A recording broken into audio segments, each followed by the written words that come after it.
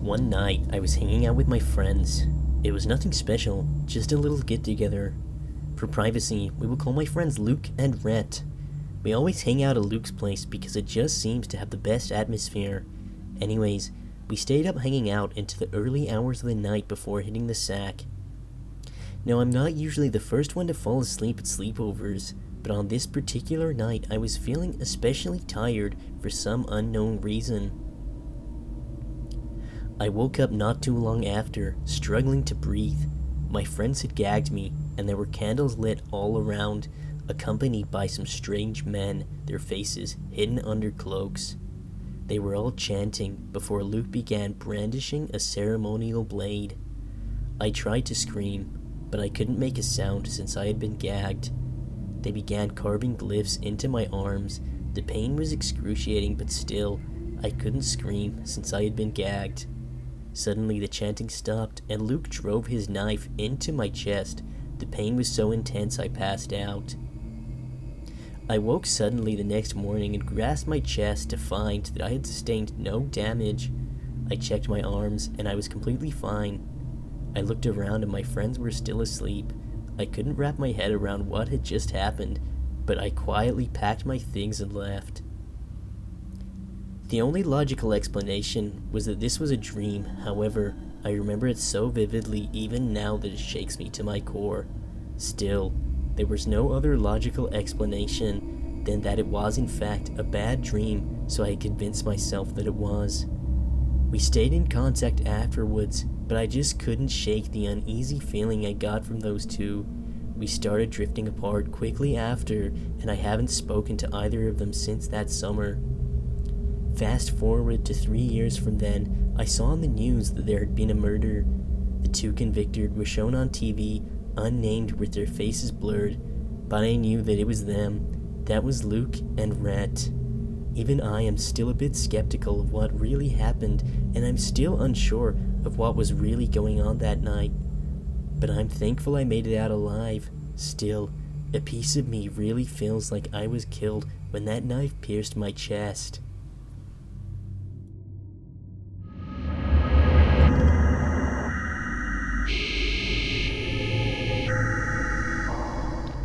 One night, about 4 years ago, when my parents were out of town for the weekend, I was up late playing Apex Legends. It was a pretty standard game. I was topping the leaderboard by a large margin, but something about that night just felt somewhat sinister. After some time, I became pretty hungry, so I decided to order some food for delivery on DoorDash. I was in the mood for some pizza, so I ordered a pizza. Much to my surprise, after only 15 or so minutes, I got a notification saying that the food was about to be dropped off. Something wasn't right about this. Why would my food be ready and delivered so soon after ordering? After waiting some more, it seemed the delivery driver was having trouble finding the drop-off point, so I headed outside to help out. A car was parked, engine running, maybe 50 feet down the road with its headlights on. I assumed it must be the delivery person, based on the late hour of the night and the fact that I was in a quiet part of town. A man stood next to the car, still as a statue. His face was shrouded by the bright headlights, so I felt a bit uneasy about approaching him, but I could smell the unmistakable scent of a hot pepperoni pizza, so I went ahead. I stopped about 10 feet away. I still wasn't able to make out his face, but I asked if he had a pizza for X.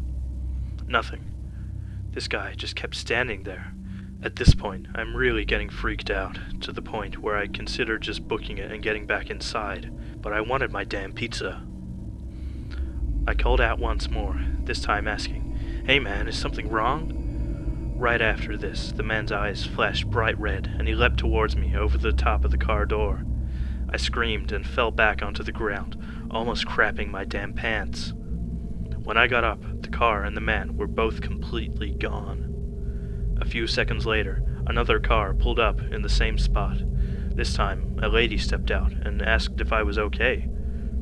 It turns out, she was my delivery driver, and she had no clue who that other man was.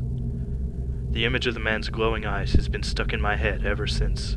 I have no idea who he was or what he wanted. For all I know, he could have been trying to kidnap me, Or it could have been something much more sinister.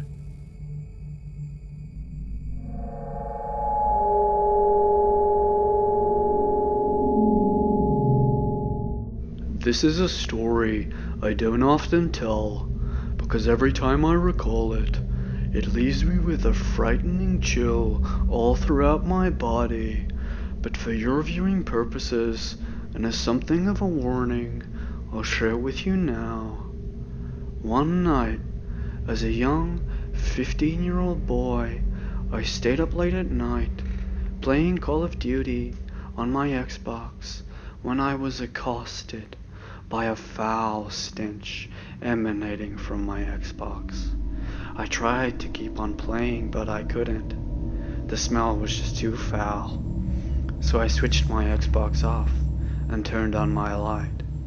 This was a grave mistake, because as my eyes adjusted, I caught a glimpse of a little green creature hiding behind my Xbox. Now, I'd heard rumors of gremlins and goblins, but I didn't believe in them. Of course, that was before I locked eyes with a little green gremlin for myself.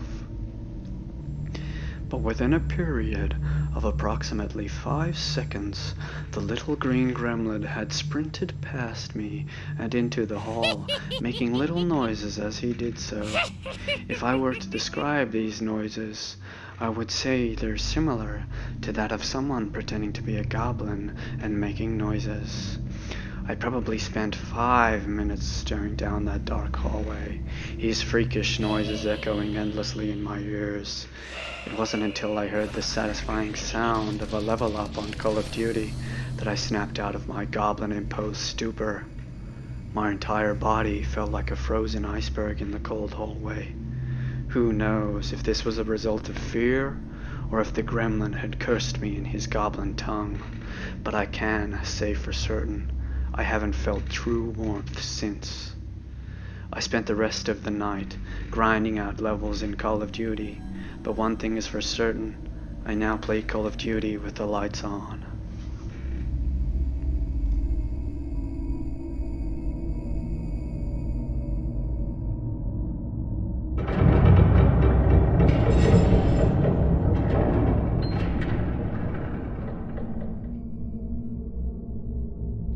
I'll try to recount this as best as I can, but it has been over 10 years since this event occurred. One night, when I was still a tween, I was in my room playing some Banjo-Kazooie on my N64. Mom called out to me for something, so I left the room briefly, and when I came back in, the camera was zoomed all the way in on Banjo's face staring directly at me. His expression was completely blank. I was a little frightened of it, but I didn't think too much of it, and just kept playing. If I recall correctly, I was playing on the Bubble Gloop Swamp level, so still fairly early on in the game. Anyways, after trying and trying for hours to beat Mr. Vile's challenge, I finally won, and I was struck with an intense feeling of relief, so I put my controller down for a minute. Upon eyeing my prize, I couldn't help but notice something strange when the Jiggy rotated to reveal the other side. It was what looked to be an image of a burning house, not dissimilar to my own. When the Jiggy made another full rotation, the image was completely gone, and I was left wondering if I had ever really seen it.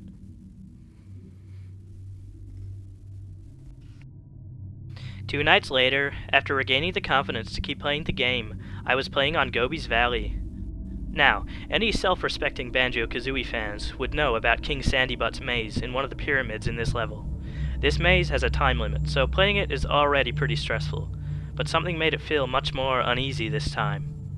From the moment I stepped into the maze, the music was noticeably more anxiety-inducing than before, and to top it off, there was a shadow creature with glowing red eyes in the shape of Banjo that would appear at certain angles around the maze, and would disappear just as quickly.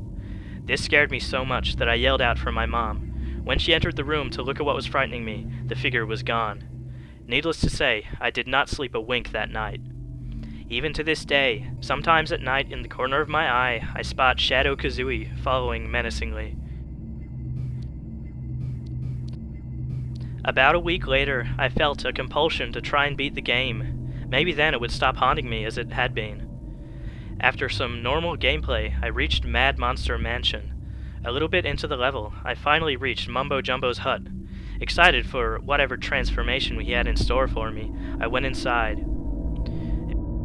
Immediately upon entering, the screen went really dark, and I could only just make out the characters on screen. I walked up to Mumbo and interacted with him, and his text box was filled with distorted text and symbols, the only legible part of it being, "It's coming."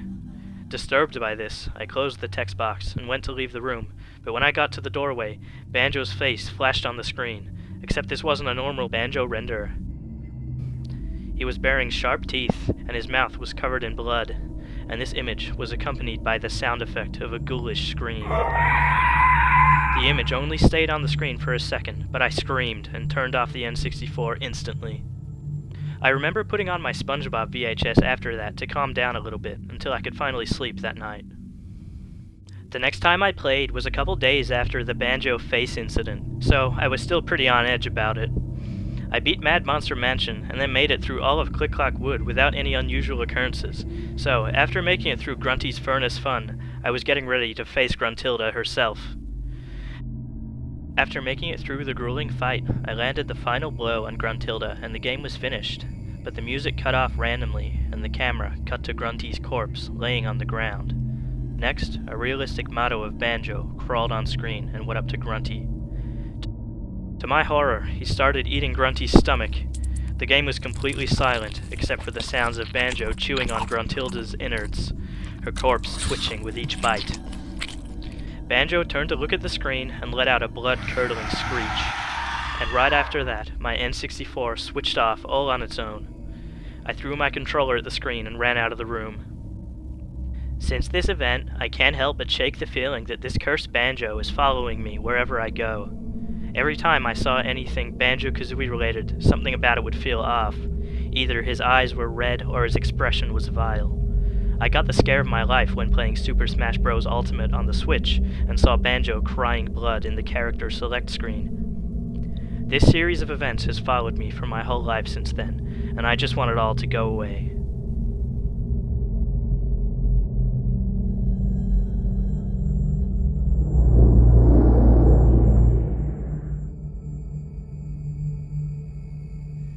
Seeing as it's close to Halloween, I thought I'd share a chilling tale from a couple of years back.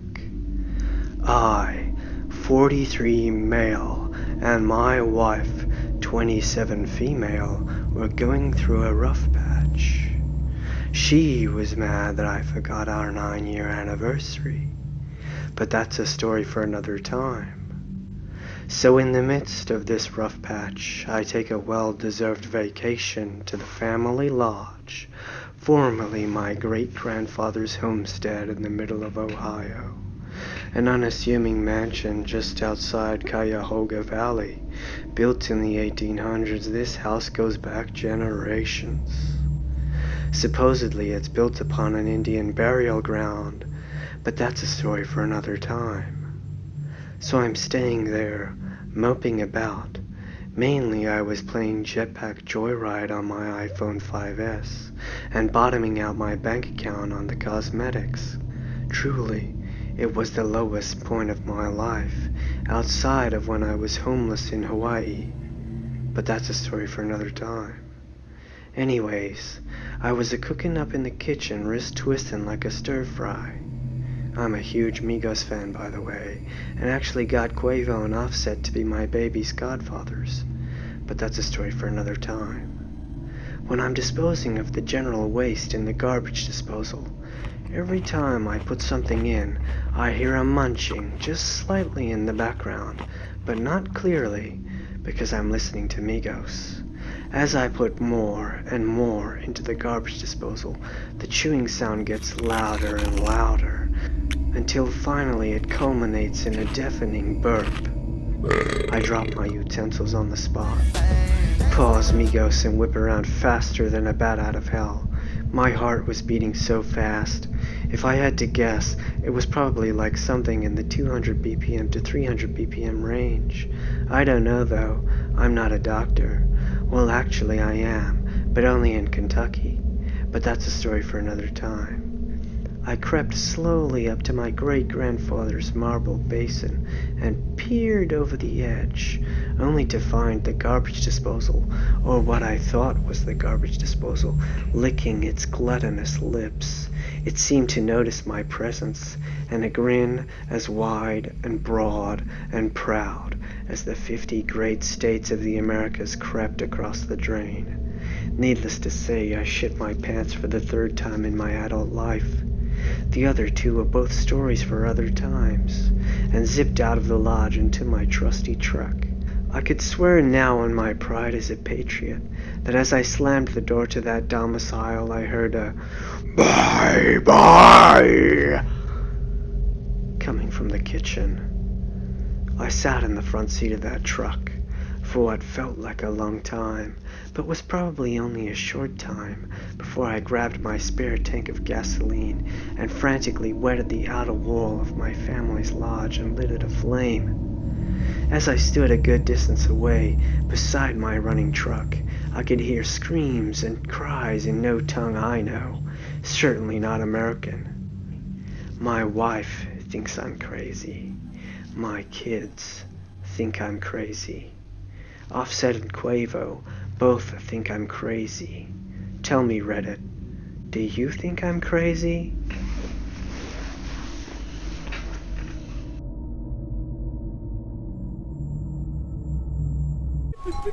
Plop plop, plop plop, plop plop, plop plop.